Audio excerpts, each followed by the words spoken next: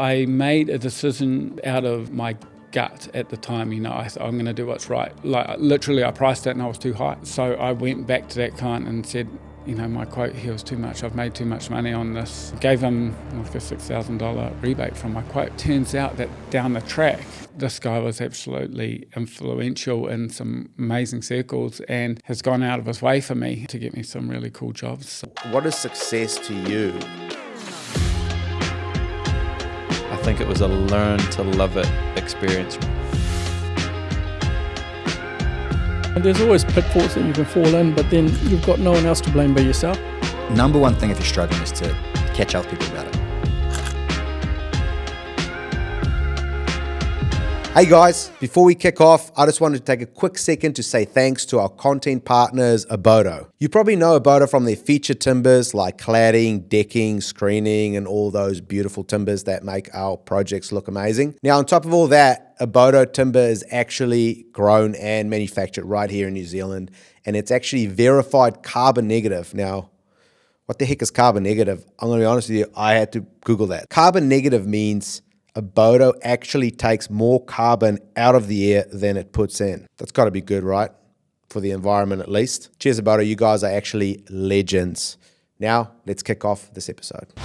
Ollie Tuck, thanks for coming on the podcast. Appreciate it. Yeah, thanks for having me. It's quite flattering. It's cool. Yeah, man. No, it's cool that we just went for a coffee and had a bit of a yarn around things. And I'm sure this is going to be a fun one. So that's good. Yeah, hopefully a few laughs. That's good, man. Awesome. So take me back a little bit around the earlier days. Where did you grow up? Did you grow up around Auckland or where did you guys grow up? No, I'm a born and bred Northland boy, whangata heads. Cool. We grew up on 40 acres where activities were running through the bush, making bow and arrows. We used to have this, the spot on the property we named Paradise, and it was purely named Paradise because it was the best place to find sticks for bows and arrows. Nice. So, yeah, grew up in whangata heads, proud Northern boy, love it, yeah. Hunting, fishing, diving, it's the mecca, yeah. Oh, that's awesome. So who was Ollie when he was a young boy? Rat bag. I think a nice summary might be that I always got along with all my teachers and had lots of friends, but could possibly wanted to be out of the classroom a little bit more than in the classroom. Yeah, my activities were out of the classroom. I one of my claims to fame in the classroom was getting higher percentage in my exam results than attendance. Yeah. That's pretty good. So how would your friends have described you in high school? Good question. I hope well. I was always the organizer. So I was always the one that wanted to organize missions or gather people together and do adventures. I very early on and sort of would organize sort of wakeboarding trips or would go stay in cabins, and so I was possibly known as the smoke bomb artist. I would be the first to sneak away from a party after midnight. Never really liked a hangover, but always enthusiastic in the morning. I'd like to think that's sort of, I'd like to think they'd say something like that. Oh, that's good. So so it was like a little bit of project management and new event coordination from a young age. So then how would your friends describe you now? Busy. Yeah, it'd be busy. Busy, tries to cram in a lot in his day. I think driven, maybe, hopefully. I aspire to be known as caring and compassionate. I think that's sort of the real values of our company and our business. So I think the boys all know that I'll be there in a heartbeat if they need me. Yeah. That's awesome. Yeah. We'll definitely dive deeper into that. I want to kind of figure out how kind of everything ticks within your business. But let's sort of talk about how did you get into thinking about building? Like, why not be an accountant or something? That's a great question. I think, if I'm completely honest with myself, it was I resonated to inspiring people. I think, like I resonated to people that were doing cool things, and to me at the time, the things that I thought were cool was generosity, cool cars, cool boats, and things like that. And there's a few key people growing up that I can attribute my direction in life too. I think, my older brothers were always very inspiring. They did some really cool stuff, and a couple of their key mates. One in particular went into the construction industry. He also had he was a really good surfer, and he had a cool car and all that kind of thing. I want to be like that guy. His name was Matty Garnett, and he worked for the company that I ended up starting with. I think on reflection, although I'm very proud of carpentry and I've always liked putting things together, but I think if I really think about it, it was resonating with people and gravitating towards people doing things at the time that I thought was cool and inspiring. Yeah, so. That's awesome. And so how did you then practically get started? Did you finish school? Did you leave a bit early? How did that work? Yeah, I left a little bit early, which was a hard thing to stomach initially for my parents, I think. I come from an amazing family of overachievers. So I left learly. I think that I had to get university entrance in my last year. That was the clincher. Then I could go on and then be happy about me going. So I actually initially signed up for the army. I was going to go to the army, and I was going to be an engineer in the army. And that was a bit about inspiring people at the time. And I wanted to be a builder in the army. I had now a very fortunate accident where I injured my leg, and I couldn't go in on that intake. And so I was like, right, what am I going to do? And that's when one of my brother's mates came into play, and he got me an interview, and I went in quite comically when I reflect about it to a building site with a collared shirt on, dressed up really nice, holding a CV, walked into the smoko shed. Everyone looked around like, who is this pimply-faced little guy wearing a collared shirt coming in, and they said, we don't really need anybody right now, but come back in a week. So a week to the day I came back. He said, no, not yet, but try us again soon. A week later, I went back, and my boss remembered that actually, and he gave me a job, and there I was, 16 in Auckland, Northland boy in the big smoke, doing an amazing project actually, working on an amazing project. I certainly wasn't doing amazing things. I was underpinning it, digging in underneath this massive building on my stomach and catch it, but loving it. Yeah, this adventure that was the start of the journey, I guess. So so that was in Auckland, right? So where did you live? You're 16, right? So you're moving down. Where do you live? Yeah, it was an interesting time. I actually moved into so my parents' last ditch to try keep me in the schooling career sent me to Auckland Grammar, Tibbs House. I lasted 3 months there, and then I was like, no, I'm out. And during that phase, I met a guy who was from down the line, and he was boarding in a flat, and so I jumped in with him, and became a builder in my 1989 Toyota Corolla. So what year was that? Gosh, must have been about, how old am I? It would have been about 22 years ago. How old are you now? I'm 38, yeah. So I'm 38. I went to Tips House. Yeah. Oh, did you? So I went to Tips House, 5th form, 6th form, and 7th form. There would have been maybe like 02, 03, 04.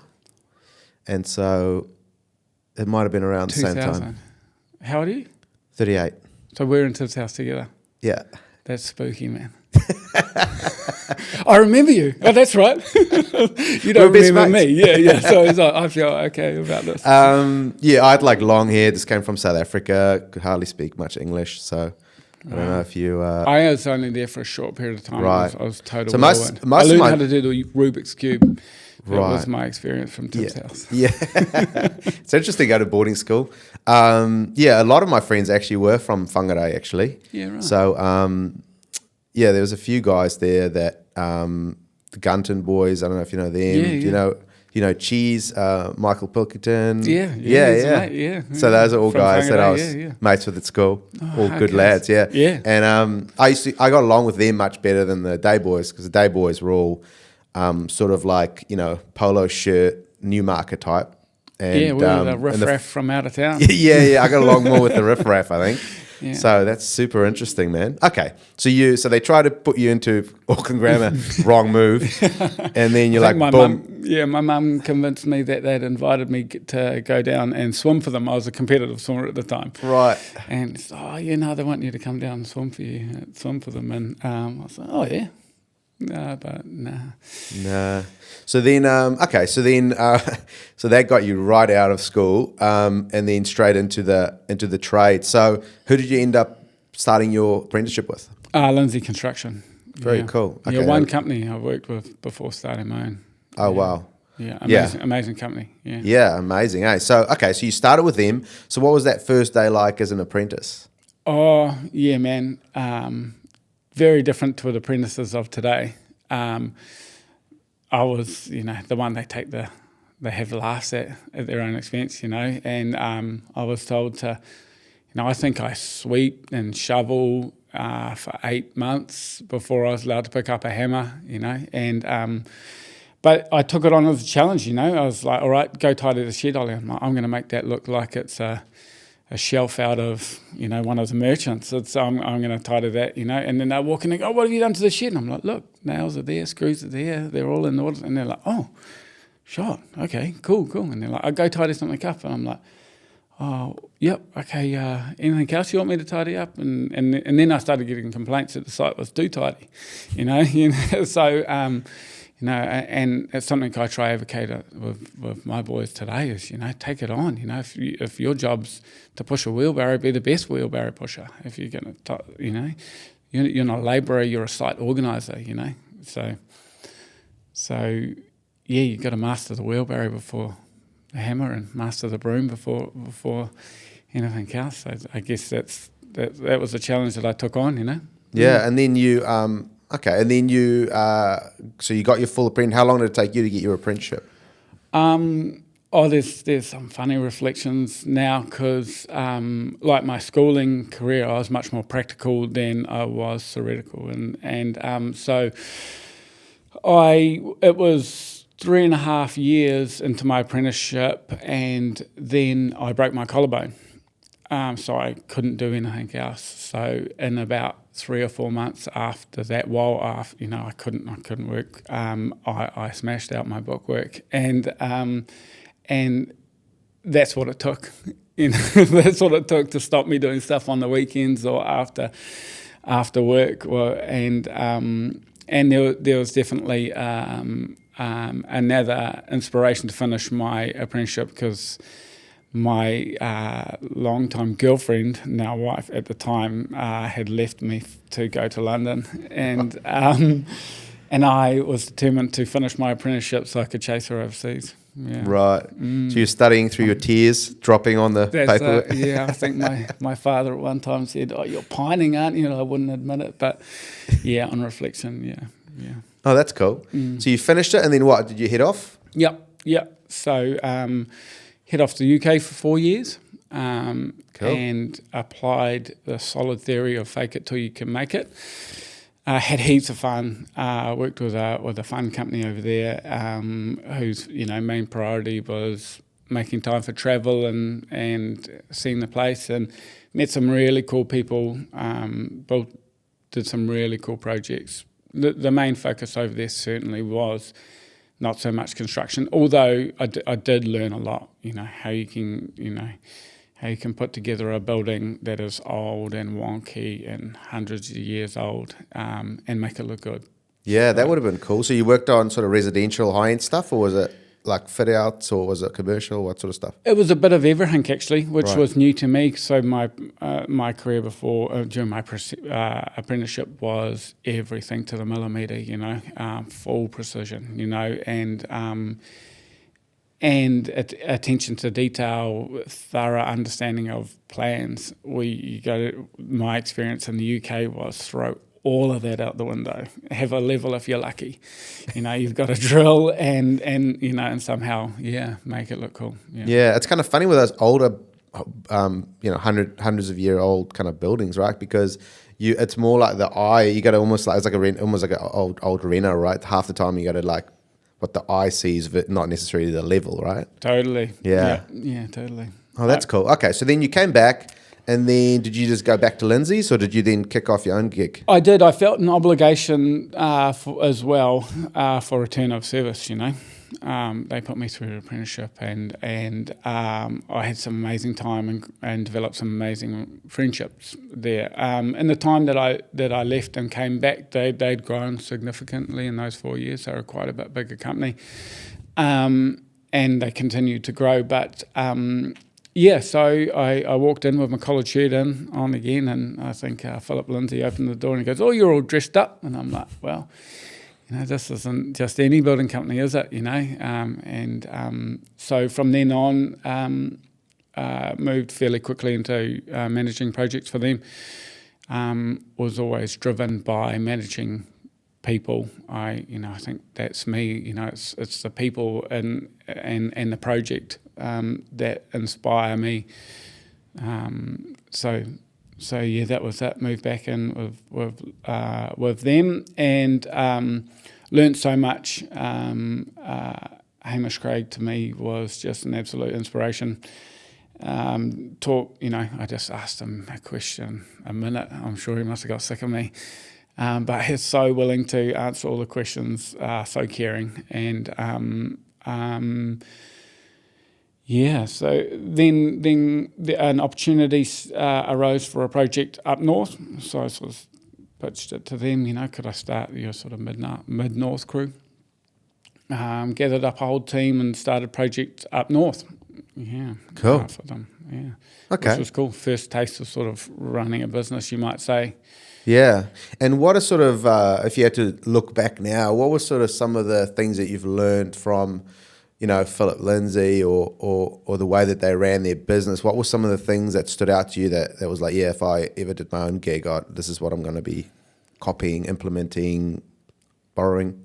When I first started, I was always inspired by it being a family business, you know, and knowing everybody's partners and having a personal connection, not being the whole business mentality of business. You know, people saying to me that business isn't personal, it's business. That does not sit right with me. You know, for me, if you're a business owner and you think it's not personal, you know, you're probably about to fail or you're doing it for the wrong reasons. So I really saw a lot of value in those personal connections and those, you know, you spend so much time with your team on site, you know, you spend more time with your team than you do with your family. So I was inspired by strong connections and knowing everybody, yeah. Yeah, so I definitely, when I went out on my own, was I set out to start a fairly small company, quite different to what we are now, but still trying to apply those principles. Yeah. Yeah. So okay, so when you first went out, so did you have did you hire a bunch of guys straight away? Did you buy a ute or a van, or how did you spend a bunch of money? Like, what was the transition? There's a lot of people listening to this that sort of they thinking of making the move. Like, what was the first things that you kind of did when you made the move? I sold my house. Actually, I went through a phase of starting up another business. Actually, I was sort of part of another business on the side, which I'm still with now, but a very silent partner. So was quite aware that cash flow is king in business. It's everything in construction. It is being able to have that backing is absolutely everything, always was to me, particularly to be able to sleep at night, like, am I going to be able to pay my bills? So my wife and I, with a brand new kid, built a spec house. During that process, I went to the doctor to tell him that I was going to die, and something's going wrong with you. I'm not right. I told him what I'm doing, and he said, "Well, what? Hang on, Ollie, calm down. What are you doing?" And I said, "Oh, got a new kid. I'm building a house. I'm starting up a new business." And he said, "Oh, Ollie, you're all good, mate. You're fine. Just do a little less, mate. Take a breather. Look after yourself." So I guess that was the first milestone for us was selling our house, moving back into a shitty rental, to have enough, funds to cash flow the business. That was all right. I'm committed. Right. So you said you went to the doctor. What was going on? What did that feel? Obviously, you were overwhelmed with stress. But what sort of symptoms did that lead to in your body? And just exhausted, man. Yeah, just exhausted and not sleeping enough, not eating well enough, literally working every hour that you're awake, And it's still something that I'm challenged with, it's not something that goes away. I think it's something that you get better at managing or recognising. I really like stress, I really like I love it when the heat's on and we're pumping and there's things going on. But it was combining mental and physical fatigue. You just got to be careful and recognising those symptoms, and it definitely comes to a point where you have to force yourself to stop and have a break. I think. Yeah, there's like a fine line, because sometimes you can go to a point where you hit the wall, and now you're out for a while. And so how do you kind of like flirt with that line, and what are some, because obviously if you say you like stress, you love stress, you've obviously found a way to kind of reframe it, figure out a way to manage it, and so it doesn't overwhelm you. How do you manage it? I unpack it. One of my favourite things to do is when I'm feeling really overwhelmed is I unpack it. I go, why am I stressed? And then I'm like, well, I'm currently paying 50 people's mortgages, and they're developing their lives and running a massive business, building some amazing things. Okay, that's cool. I deserve to be stressed, and that's normal, and it's fine. And so, for some reason, finding that justification makes me feel confidence in why I'm feeling the way I am, and that's okay. I don't know if a psychiatrist listening to this would think that's the right thing to do, but perspective is also a massive one, I've been fortunate enough to go through some real challenging times, and also had the ability to travel around the world, and I think our hardest times are really challenging, but if we make stuff up, it might cost us money, but if a doctor or someone makes stuff up, it could cost a life. So unpack it. Why do I feel like this? Obviously, you've got to put systems in place. Recognise that you're stressed. Put systems in place to deal with it, so you're not getting back there. But knowing you're not alone and knowing it's okay to feel or justified to feel the way you feel is probably a tool that I use, if that makes any sense. Yeah, no, it definitely makes sense. So you've kind of learned how to do that, and then you went into you sold your house, you started the business. And so did you hire a bunch of guys straight away? Did you have like a project lined up before you made the move? Yeah, I did. I had this guy who was just adamant that I was building it. It was amazing.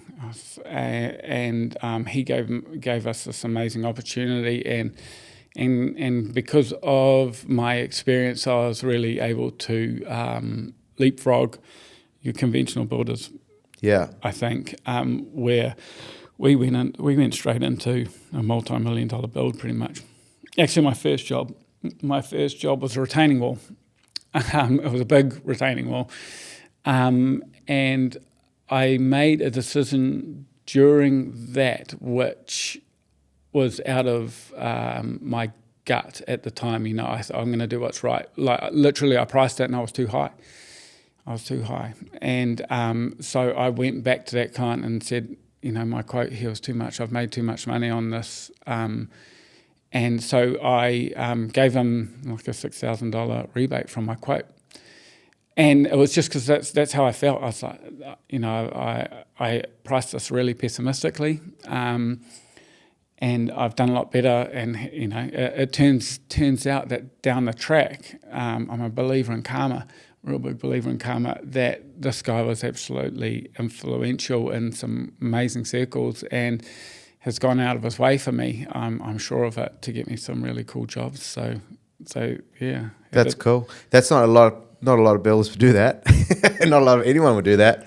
But that's amazing. I mean, I remember back in the day, when I used to be in property, I had this developer talk to me, and he gave me this advice, and he said, Brad, always leave money on the table for the next guy. And that was his advice. So instead of like trying to squeeze every last little dollar out of all his projects, his advice was always leave a little bit of money on the table for the next guy. And I thought that was great advice, and I've kind of tried to take that on as well. So it's very much, I think that's amazing that you did that, to be really honest. Okay, well, let's talk about your company.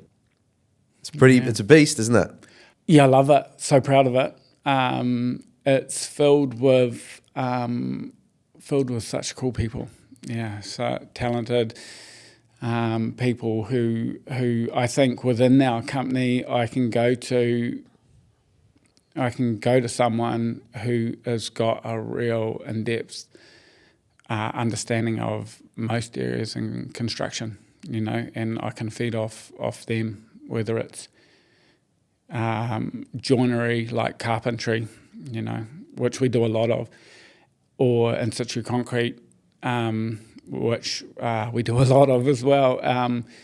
We just or numbers and spreadsheets and software.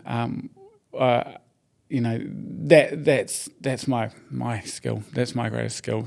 I love in situ concrete. Don't get me wrong. My hands are dirty. I love building. I love furniture making, but that's my skill set. It's hard to call it a skill, but that's my passion is surrounding, and something I always strive to do is surround myself in inspiring people, and I've got heaps of them.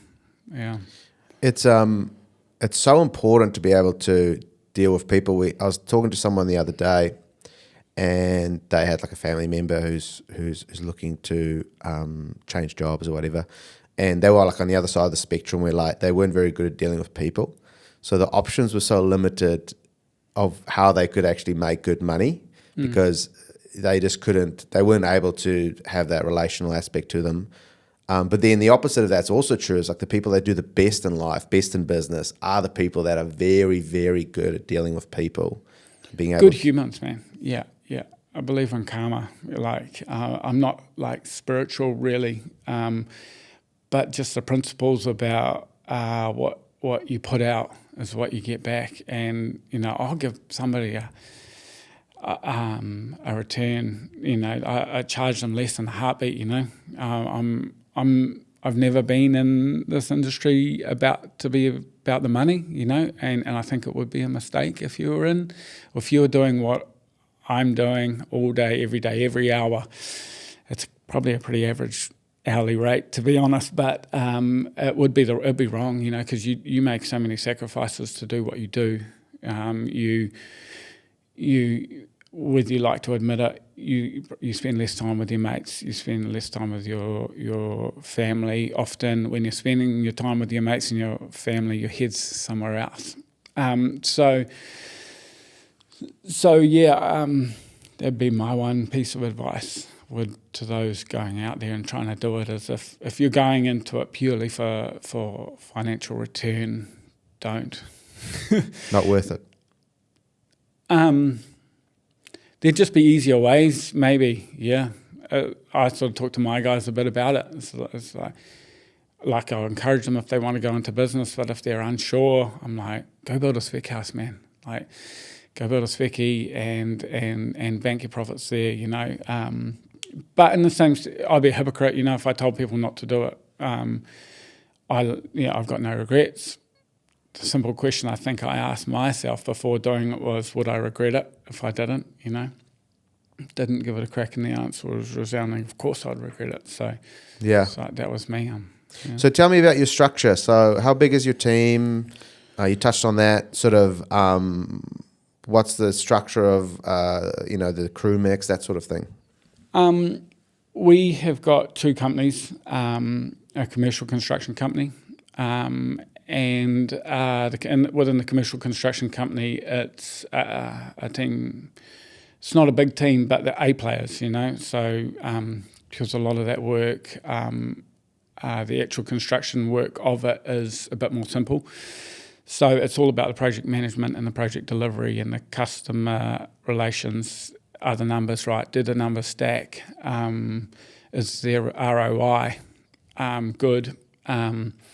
So we've developed that construction company. We're actually doing development management, and but that side of the company is smaller. But our residential side, which is, I kind of call it my side. It's my passion, because that's what we do. You know, we do that.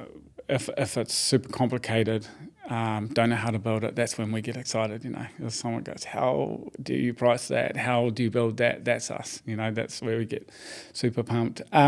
So our team, on most of the scale of projects, there has to be two in the office. I try give them an 80-20 ratio. One of you has to be in this office 80% of the time. One of you has to be in the office 20% of the time. And there's usually a clear cut with my guys who's partial to those two roles, you know. Who wants to be on the computer chasing, who wants to be in the plans figuring out. So on the big projects, there's always two in the office.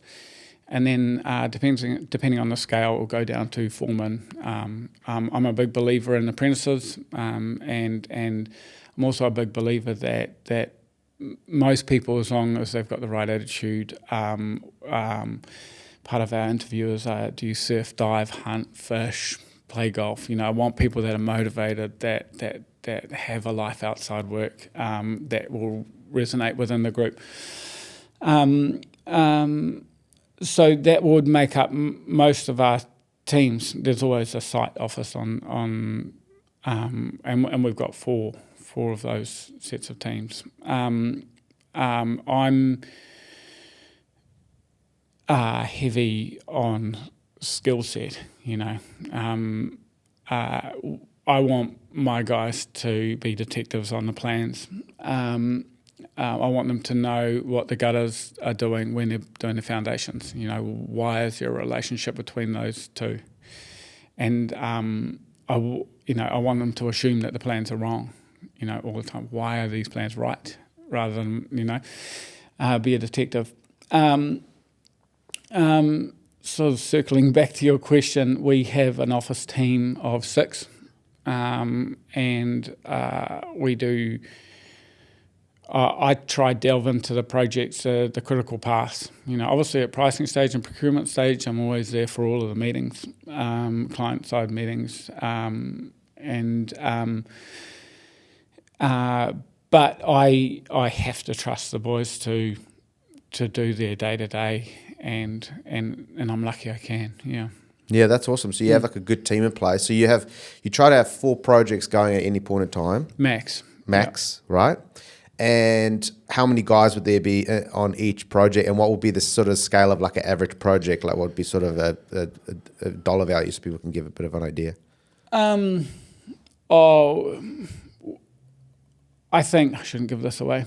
I think there's a sweet spot in under 15 million.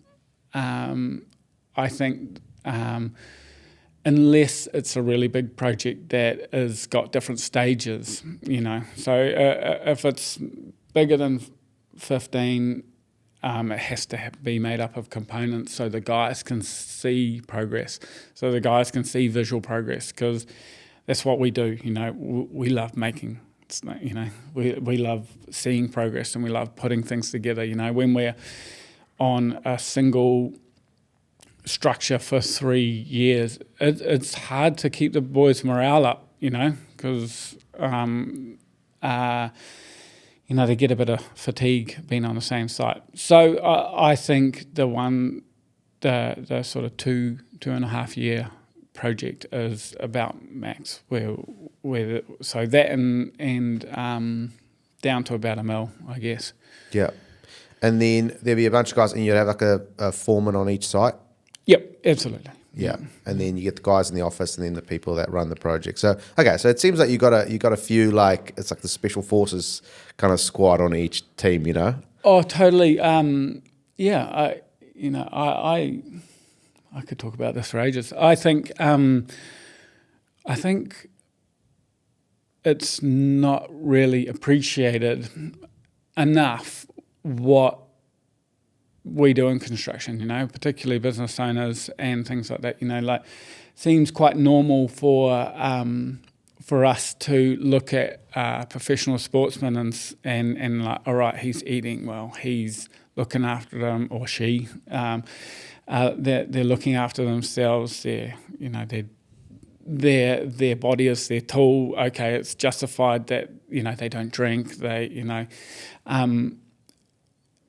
I could get a lot of hate for this, but I think the professional sportsmen, like, we should be treating ourselves like that. Our bodies are our tools, and it should be normal. I think the boys doing 40, 45 hours a week for 9 hours every day straight in the weather. They need to be looking after themselves. So you sort of touched on it being it like that. As I believe we're athletes, and we deserve to act a bit more like it and be treating ourselves a bit better. Patting ourselves on the back a bit more and going, all right, the stakes for us are our mortgage. The stakes for us is food on the table. Yeah, absolutely. And so when you run a company like that, you need good leadership. You got 50 staff, give or take. And, how's your leadership, skill set developed over the years? I think it's important to get the best out of people, I've got guys that that I know if I implement a intense software program for them to run their projects, it'll break them. They don't want to do it. So I think leadership needs to be adaptive, and I don't think you can run a company like this and have too many blanket rules, and still have the values that we do of looking after people and getting the most out of people. So leadership needs to be adaptive to get the best out of the people. If I try and make my top carpenters who just love being on the tools run a software program, I'm going to lose them, or I'm definitely not going to get the best out of them. So being kind, caring,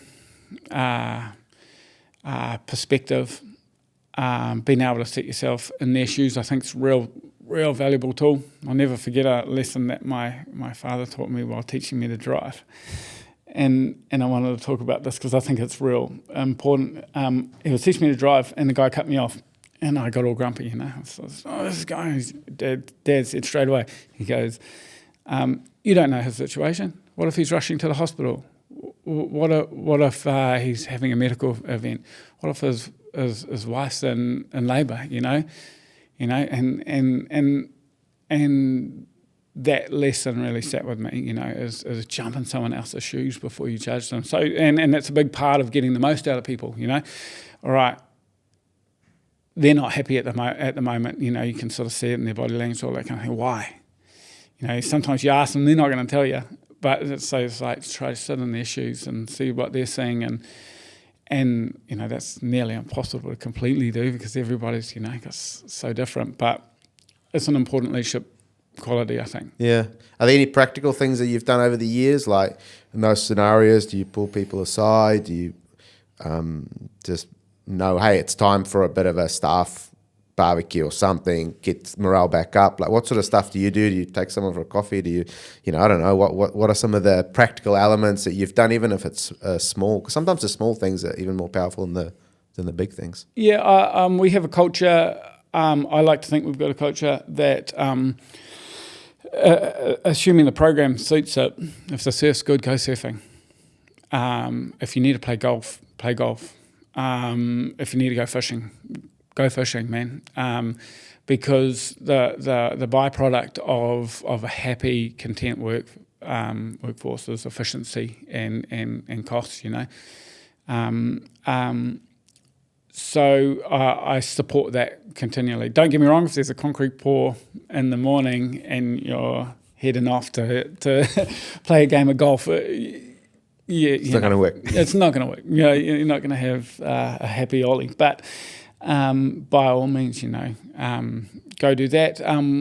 We do a couple of events a year for the team. So we always have a Christmas and we always have a mid-year. The boys are probably starting to wonder about that now. It's the simple things for me, and it's actually something that I really enjoy, and it possibly doesn't come across to me too well. The boys probably wonder what I do sometimes when I turn up to the site, but I try to talk to everyone, you know.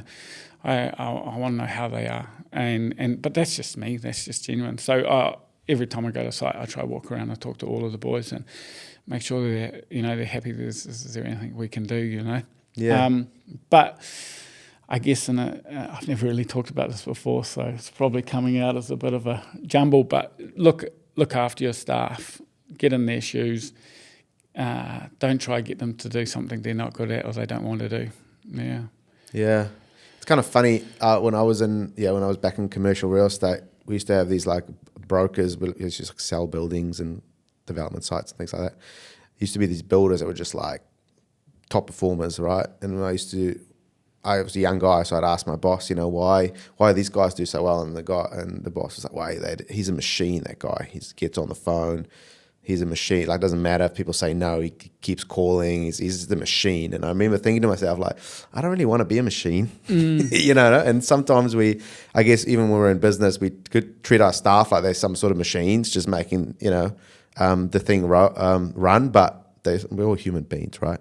100%. You have to look after you. Don't get me wrong, I've got a lot of machines within our team, and I like to sort of consider myself you know, not necessarily a machine, but I work hard, man, and I'm proud of that. Like, I've got guys in my team that will you know, get close to working as hard as I do. There'll be a few of them that might listen to this and chuckle, but more recently, over the last sort of couple of years, I've been able to take a few advantages of running my own business. You know, I now sort of a couple of days a week get the kids off to school, or get up with them and try to get them to school a couple of times a week. I learnt a valuable lesson. I had a pretty scary health event, which on reflection, you know, it was horrible. You know, like it was spooky, but you got to take the wins from it, you know, and help with perspective. And it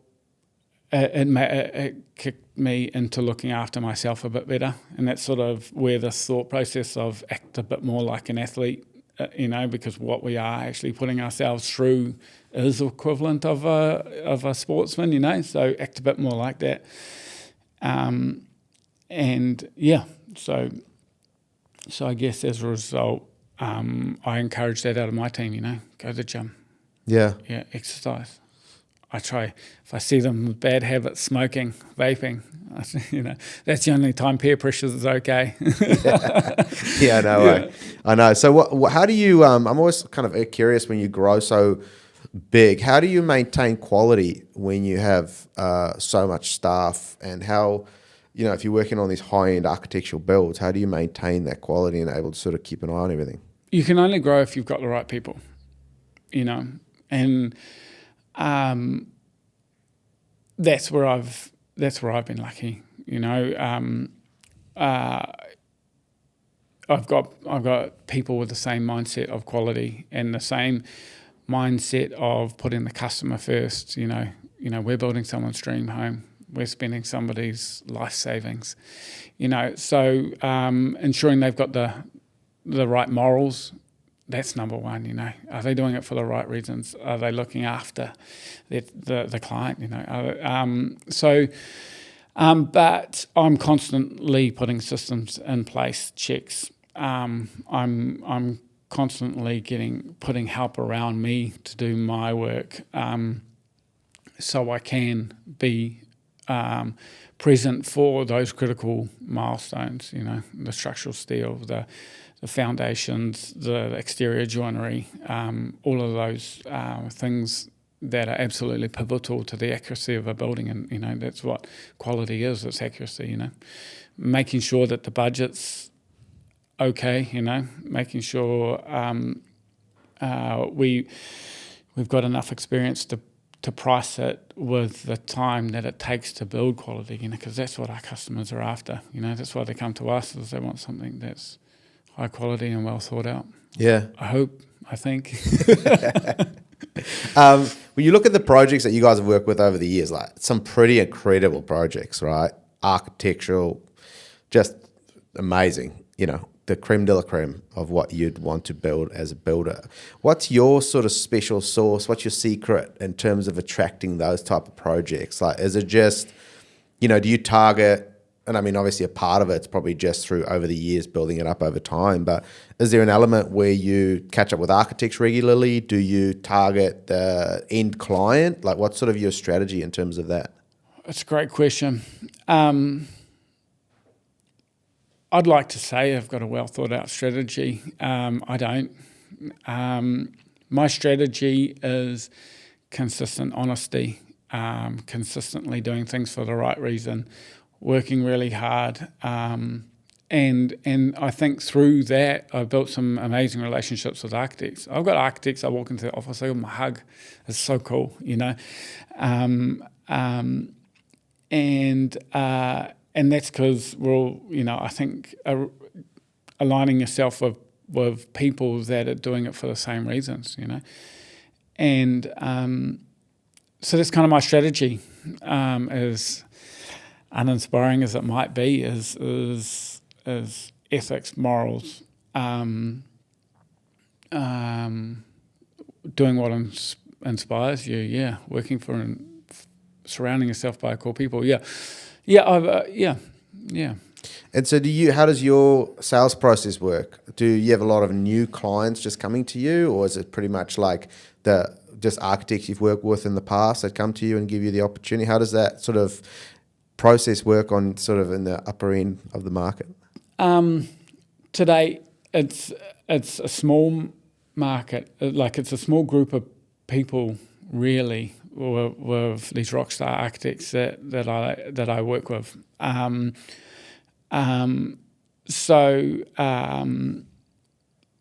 Usually it's, hey Ollie, do you want to build this house? Oh yeah, if you've drawn it, I'm sure I'd like to build this house, that's a challenge that we have, is from then getting the client on side, showing them that they can trust us, because high-end bespoke architecture, you have to have a trusting relationship, because it's not easy, and it's just like anything extraordinary isn't easy, whether it's any business, anything cool, it's not easy, right? So and it's well known that building homes is the most stressful thing you can do, you know, for a client, and I think equally for a builder. So trust. You have to have that. If you don't think you're gonna get that while you're meeting a client, you know, if you're like, oh, I don't know if I can trust this person, you know, you have to trust your gut, and you know, sorry, I'm too busy. Yeah, there are any spots available. What are the numbers you care about in your business when you look from as the owner? What are the numbers that's sort of important to you to make sure that things are tracking nicely?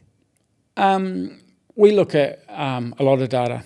The overheads are an important one, obviously. That if you look at a bank account of a builder, it looks like a heart rate. You know, it's up, down, down, up, down, up, down, up, down. You know, so it's really hard to look at your financial position at any point in time and say, I'm doing well. It's near impossible unless you've got an in-depth knowledge of the ins and outs, where deposits are and all that kind of thing. So we use Xero a lot, and it creates reports for us. We have a really close relationship with our accountant. We do quarterly. And so we look at, what our profit is. We like to make sure our turnover is matching our overheads, what our cost of companies are constantly. Often we take hits on that to incentivize our guys, to keep them happy. But it's such a risky game. One client at any time could squash you, particularly at the end of what we do,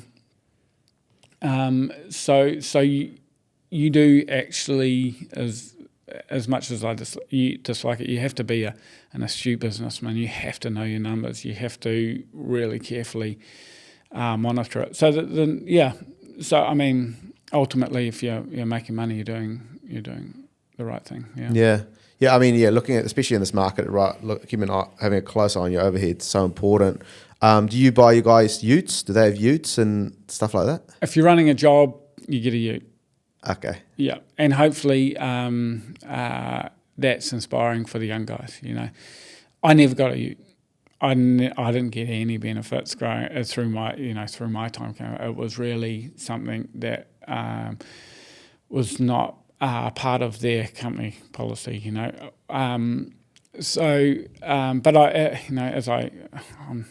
I've never been in it for the money. I've been in it for the relationships and the team. So if it's a Ute that inspires the apprentice to run a job for us, that's cool, man.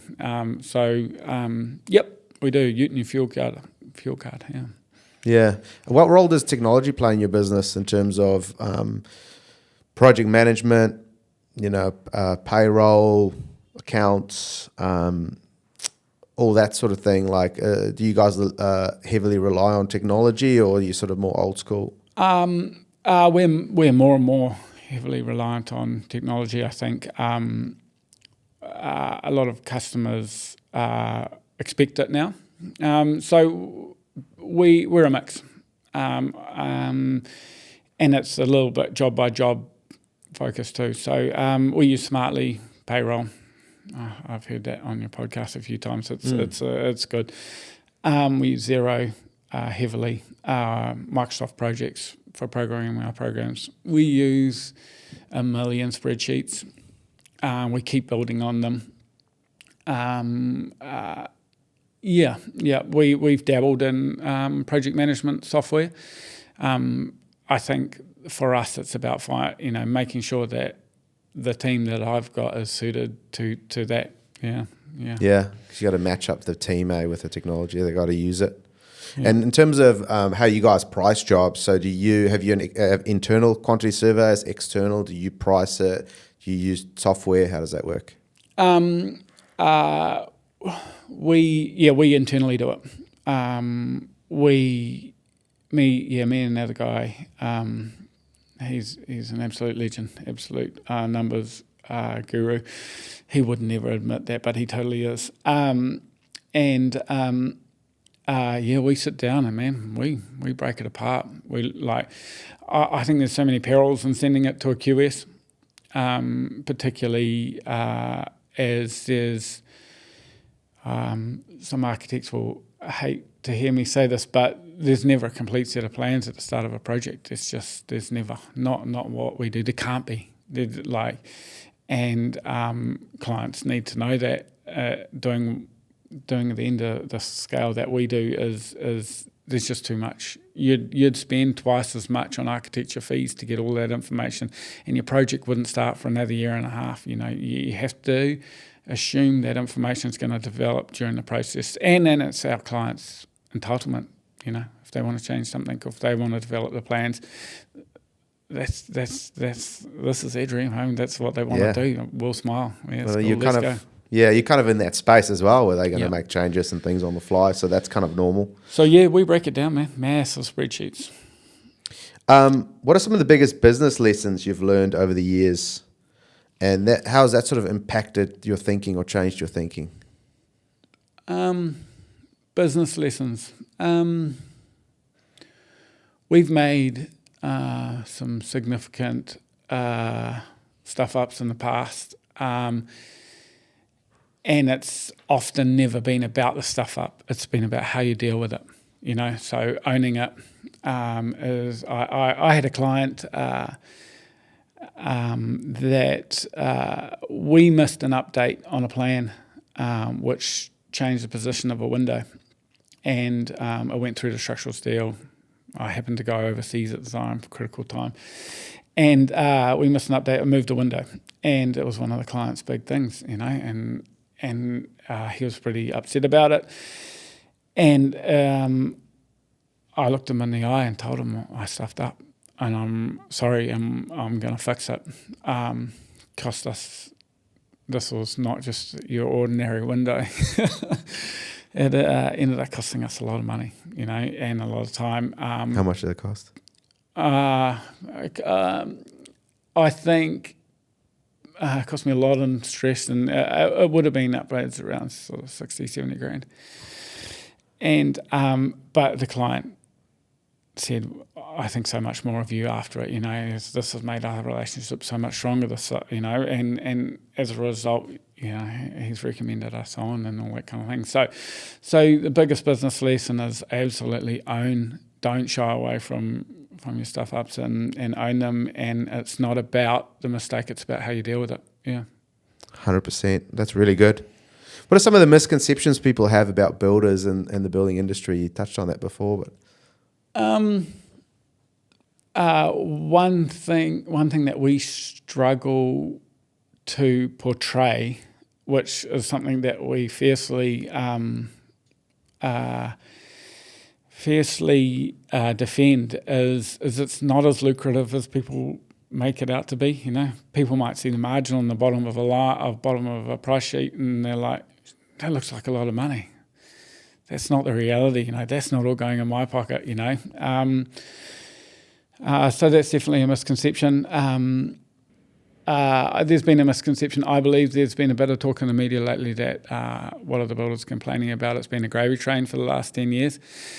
I can remember 2019 and wanting it to stop, just like the economy was slowing. We dropped a massive job at a critical time, and I remember saying to one of my best mates who also runs a business, just saying, 2019 can piss off, Then what happened just around the corner, 2020, COVID came in, and that smashed us for reasons.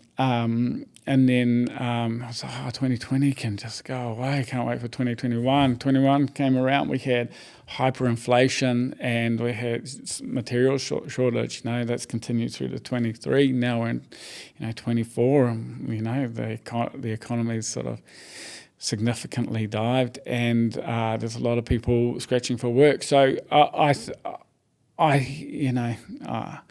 don't need a violin here or anything like that. But it's a tough job, and it's not as lucrative as possible, and it's a highly risky job, and So I think that's a misconception about the construction industry. Yeah. Builders tend to, like you mentioned, over the last 4 years, whatever, it hasn't been the easiest, and now it's sort of tapering down a little bit in terms of job availability. Builders tend to sort of, sit in that isolated a lot of times. We talk about this a lot on the podcast. I'm interested to know how many sort of builders, business owners do you catch up with on a regular basis to talk through challenges, solutions, come up with ideas together, that sort of thing? Not enough. I think my challenge to do that has been time. I think sort of every minute of the day is trying to deal with what I was trying to be as good as I can at what I'm currently doing.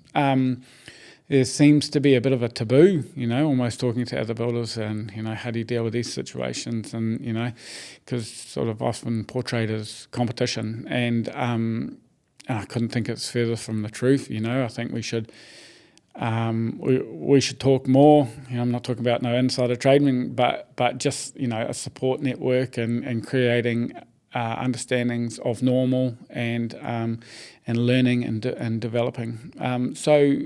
Me, I don't really do anything regularly, to be perfectly honest. I've got a great set of friends that I go fishing with and stand on the back of the boat and have a vent to and a bit of frustration there. They have different industries, but a lot of the challenges are the same. So understanding that challenges in businesses is normal is super important. Yeah. Yeah. Ollie, what is success to you? It's a hard question, man. Success, the word success feels real final to me. So I possibly get a little bit intimidated by it because I feel like as soon as I say I'm successful, and sit back, I'm probably about to make a mistake. I've taken my foot off the pedal. I think it's important to look at milestones and goals and celebrate them. But ultimately, to success for me personally, probably a little bit obscure. There's a bit of finality in it, and success is probably to have a family that is proud of me, inspire people, be happy. It's kind of all of that, possibly, that side of things for me, success, have a family that's proud of me, be happy, and be proud. Yeah, that's success, I guess. Yeah. No, that's good. I mean, it's everyone has a different definition of what success is to them. And a lot of times people just look at the monetary aspect of it first. Oh, don't get me wrong. I want a big boat one day, and, and I like a nice car, but that's not success to me. I feel like, success is a little bit more holistic. It's are people proud to be around me, and friends and family, and do I inspire, and am I happy? Yeah, that's success. Yeah, absolutely. In the construction industry, can you still have uber financial success and have a good quality family life? Is that even possible? I think there will be a phase where that's impossible. Maybe not good quality, because you can, one thing that I did a long time ago was I looked at my phone and I saw the data of, spending like 4 hours a week or whatever. I'm like, that's, on social media or YouTube or whatever. Cut that out. Spend that with your time, with your family. You can. I'm absolutely blessed with my family situation. My wife is in the business and super supportive, and a solid, rock. So I've got an amazing family life. I like that.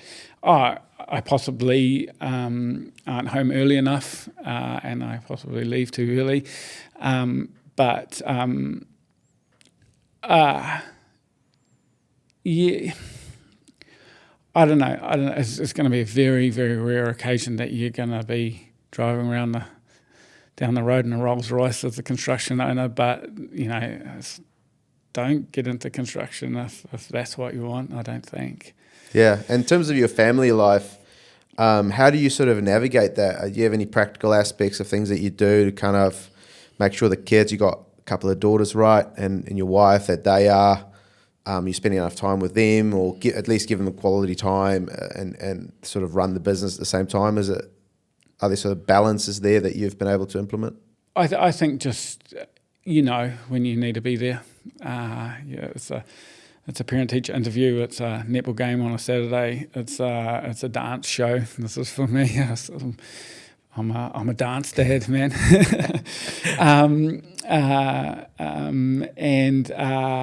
So it's definitely those events. For me, it's real special to wake up my girls in the morning a couple of times on Thursday and Friday. I'm a super sook, so lying on the couch and having a cuddle and watching a movie. Turning the phone off when you're with them. I definitely haven't got that mastered, but it's definitely something to work on. Yeah. Having children, has that made you a better business person or worse? Oh, better. I think my stance around business is looking after people and doing the best by people, So when you've got that whole love and support around you, it just sort of resonates through. So I'm a super proud dad and love it, and I can I can send the boys home when and they need to go. Bro, go! It's your daughter's birthday, man. What are you doing here? Go home, So and I like to think the guys like that about me, So, yeah. Awesome, cool. This has been fun. I got some rapid fire questions for you. Time's flown. We could be talking for another hour, I feel, easily. So feel free to pass on them if you want. But are you happy to do some quick rapid fire? Yeah, I'll do my best. Yeah. Okay, so let's just start with that. How big is your team? We're around sort of high 40s to 50. Yeah. How many projects did you complete last year? 5. Cool. What is your turnover? 1 to 5, 5 to 10, 10 to 20, 20 to 30, 30 plus? 10 to 20. What's the lowest gross profit margin building companies should be aiming for? You can't do it for free. It's just not sustainable. You have to have a good cash flow, and you owe that to your clients. So you're around to stand by your warranties and things like that. 10 to 15. Cool. Free quote or paid quote? We're always free quote. Free quote. And I guess that's to do with the fact that you've got some certainty, right, coming through the architect. What would be your ratio of jobs you price versus jobs going ahead? I reckon we get 70% of them. Cool. That's great. Great ratio. QS or price yourself? If you've got a QS cross-checking, that's awesome. It's one of the first things I do early conceptually with it when I say, let's get a QS in to look at your numbers. We're happy to do it too. It's nice if you can show a client, validation of your numbers. But we'll always do it. We'll always price, for our own comfort and for our own understanding of the project. You have to look deeply into those plans, man. You have to know how the foundations are going to go before you can price a project or even start a project or even feel comfortable running a project. So you got to do it in-house, yeah. Yeah, and I guess at that level, the QS also has to have a real understanding how your team works, how you actually approach it and all that. Yeah, and also an understanding of who the architect is and what they're going to expect. There's some really finite detail in plans that have exponential costs associated with them. It's really hard to learn, and you have to have experience in looking at these plans for a very long time. We've been caught out by them for sure. So yeah, you got to look at those plans deeply. Yeah. Cool. Project management software or spreadsheets? Both. EV or petrol head? Petrol head. My sister would kill me for that. I would rather have a beer with an architect, a subby, or a council member. There's great people in all of those trades. You have to choose one. Do I?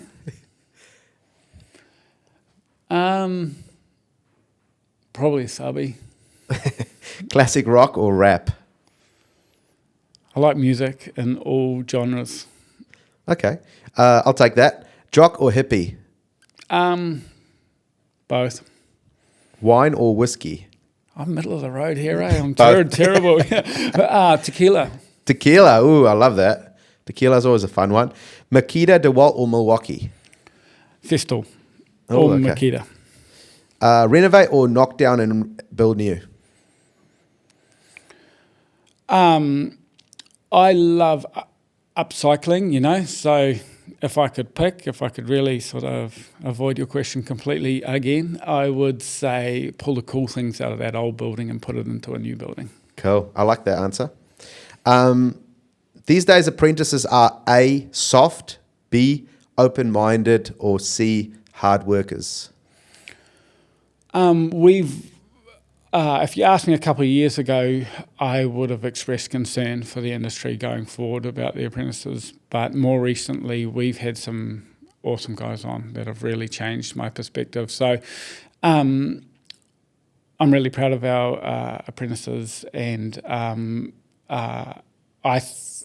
think controversially, young men and women in the construction industry, they need to be shown the ropes. They need to start at the bottom. They need to sweep the floor. So as long as they're willing with that attitude, then All attitude. it's all attitude. Yeah, Are you too mean or too nice to your staff? nice. Okay, be honest. What's your most used emoji on your phone? This is something I'm proud of. I've never used an emoji. I respect you for that. It was this type of thing. I said it to my guys, one of my mates, years and years ago. I've never used an emoji, and he said, "Oh, you will soon." I'm like, "No, I won't." And then so I've had to be stubbornly for sure of that. I've really wanted to do a thumbs up from time to time, it'd be so easy, but my stubbornness, I never used an emoji. Much respect. Are you extrovert or introvert? Extrovert. What's the worst piece of advice you've ever received? Run a business to be rich or something. Yeah, it'd have to be, associations with going into running your own business to be rich, yeah.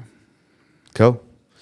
Favorite business or non-business book you've read or listened to? I've listened to some cool podcasts about reframing stress. I'm that guy who doesn't remember a movie name or an actor. Confirming my confirmation bias on stress can be a good thing. So I've listened to this really cool, a few different TED Talks about that. But it would have to be Con Golden.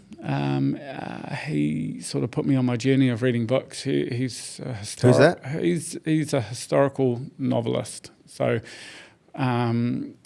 wrote some really cool books about Genghis Khan and Julius Caesar, and inspired me to start reading. So I've read, Richard Branson, and read all sorts of business books. But that would have to be it. Yeah, Cool.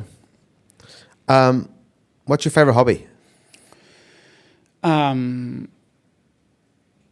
Anything on or in the water. Nice. What's one item you can't live without? Coffee. Agreed. Do you think more about the past or about the future? I try to think about the past and learn from it. You know, it's a very active thing I do. You know, what have we done? How do we get better? But I'm more of a dreamer, so future. Cool. Ollie, that's it. Did you have fun? Yeah. Yeah, it was quick. Yeah, it's good. Thank you. It goes quick, right? Totally. Yeah. Awesome, man. No, I appreciate you coming on, and you have built incredible business, and there's a lot of other very successful builders out there that speaks very highly of you. So well done, and thanks for coming on. It's pretty humbling. I feel like a country bumpkin, northern boy. So it's awesome. Yeah. Thank you. Cool. Thanks, mate. Awesome.